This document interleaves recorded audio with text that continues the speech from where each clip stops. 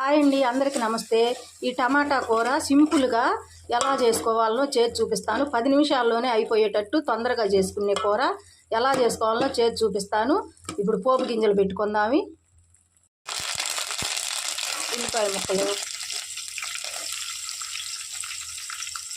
ఉల్లిపాయ ముక్కలు వేగిపోయినాయి.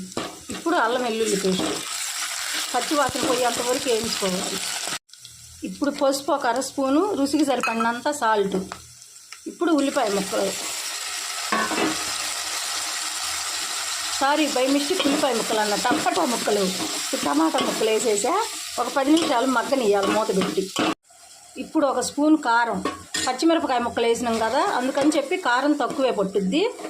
ఎప్పుడైనా ఒకటి చూడండి, టమాటాలు 3 వంతులు ఉన్నప్పుడు 2 వంతులు ఉల్లిపాయ ముక్కలు వేస్తేనే టమాటా కూర రుచిగా ఉంటుంది. ఉల్లిపాయ ముక్కలు ఎక్కువ పడాలి టమాటా కర్రీస్లో.